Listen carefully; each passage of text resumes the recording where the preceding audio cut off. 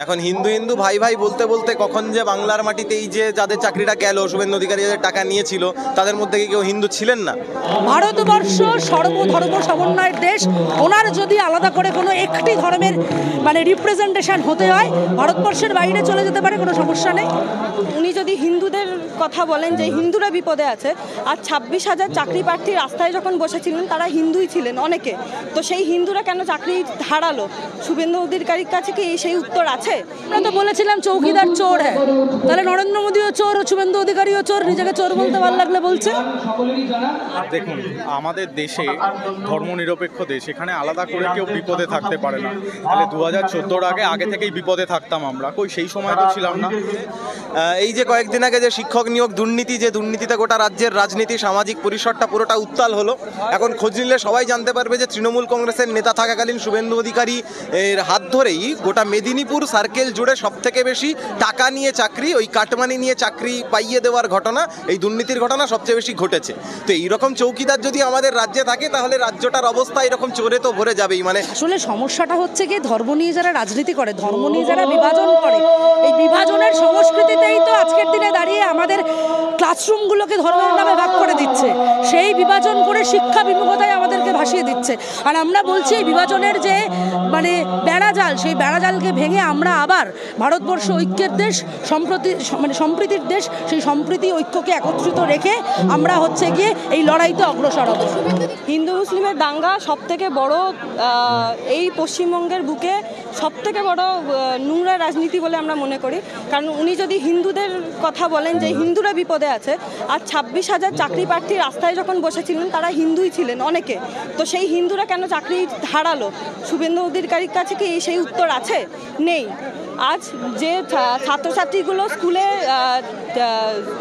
Drop out হয়ে যাচ্ছে, তারা কিভাবে পড়াশোনা ছেড়ে দিচ্ছে, সেই চিন্তা কি শুভেন্দু অধিকারীর কাছে আছে? তারাও তো হিন্দু। তাহলে শুভেন্দু অধিকারী কি করে বলছেন যে হিন্দুরা বিপদে আছে, মুসলিমদের থেকে দূরে থাকতে হবে, হিন্দুরা আমাদের মুসলিমরা ক্ষতি করছে? এটা তো আমাদের সবথেকে বড় দুর্নীতির যে হিন্দু মুসলিমকে আলাদা করে আর ভাগাভাগি করে এই রাজনৈতিক পরিস্থিতিকে আরও দাঙ্গায় পরিণত করা। দেখুন, আমাদের দেশে ধর্মনিরপেক্ষ দেশ, এখানে আলাদা করে কেউ বিপদে থাকতে পারে না। তাহলে 2014-র আগে থেকেই বিপদে থাকতাম আমরা, কই সেই সময় তো ছিলাম না। এত যে যুদ্ধ হচ্ছে, সেই সময়তেও এত যুদ্ধ তো হয়নি, এত ভয়ের পরিবেশ তো আমাদের মধ্যে তৈরি হয়নি। 2011-র আগেও তো তৈরি হয়নি। বিষয়টা হচ্ছে এটা তৃণমূল এবং বিজেপির দুজনেরই তৈরি করা জিনিস, যাতে এরা দুজনে বামপন্থীরা উঠতে না পারে এবং এরা দুজনের থাকতে পারে। সেই কারণে এদের দুজনের মিলিতভাবে প্রচেষ্টায় এই জিনিসগুলো তৈরি হচ্ছে। জানেন যে শুভেন্দু অধিকারী কোন পার্টি থেকে ওখানে এসছেন, তো সেখানে স্বাভাবিক। অ্যাকচুয়ালি বড় চৌকিদার হচ্ছে আপনার, মানে চৌকিদার বলতে এরা হচ্ছে চোরেদের চৌকিদার। সেটা হচ্ছে আপনার নরেন্দ্র মোদী, আর ছোট চৌকিদার হচ্ছে চোরেদের, সেটা হচ্ছে আমাদের মমতা ব্যানার্জি। আমরা পশ্চিমবঙ্গের মানুষরা যদি এক জায়গায় থাকতে পারি, তাহলে কোনোভাবেই সেটা ধর্মের ভিত্তিতেই হোক, কোনোভাবেই সেটা যদি ভাষার ভিত্তিতে হোক, জাতের ভিত্তিতে হোক, কোনোভাবেই সম্ভব নয় সেটা। হিন্দু অধিকারী কেন বলছেন, কি বলছেন, এটা উনি ভালো বলতে পারবেন।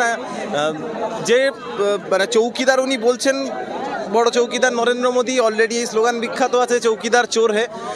এই যে কয়েকদিন আগে যে শিক্ষক নিয়োগ দুর্নীতি, যে দুর্নীতিতে গোটা রাজ্যের রাজনীতি, সামাজিক পরিসরটা পুরোটা উত্তাল হলো।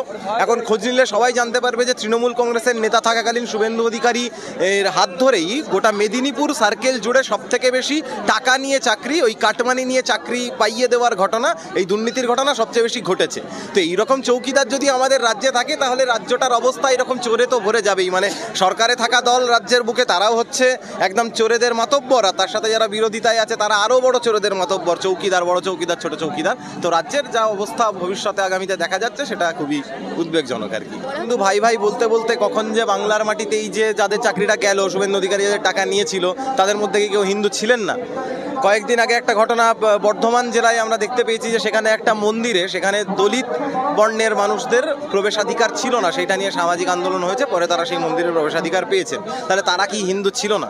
বা বাংলার মাটিতে, গোটা দেশের মাটিতে বিজেপি যতগুলো ধর্ষণের ঘটনা ঘটিয়েছে, যতগুলো মানুষ মেরেছে, যতগুলো আন্দোলনকারীদের ওপর অত্যাচার নামিয়ে এনেছে, এই প্রত্যেকে কি হিন্দু ছিল না? যখন বিজেপির আমলে এক একটা দাঙ্গা ছড়িয়ে পড়ছে, সেই দাঙ্গাতে যখন হিন্দু মুসলমান নির্বিশেষে মারছে, তারা কি হিন্দু ছিল না? মানে মুদ্রা কথা হচ্ছে হিন্দু হিন্দু ভাই ভাই এই রাজনীতিটা বিজেপি এই জন্য প্রপাগেট করতে চাই যাতে মুসলমানদের একটা শত্রু হিসাবে প্রতিপন্ন করে ওর ভোট ব্যাংকটাকে এক জায়গায় কনসলিডেট করতে পারে। কিন্তু আদতে আম্বানি আদানি এবং তাদের কিছু চুনোপুটি, তাদের কিছু সাগরেদ, তাদের ফায়দাটা দেখেই এই শুভেন্দু অধিকারী নরেন্দ্র মোদীরা রাজনীতি করে, ওটাই ওদের রাজনীতি। সেটা জাস্ট মানুষের কাছে সমর্থন আদায়ের জন্য বলে হিন্দু হিন্দু ভাই ভাই।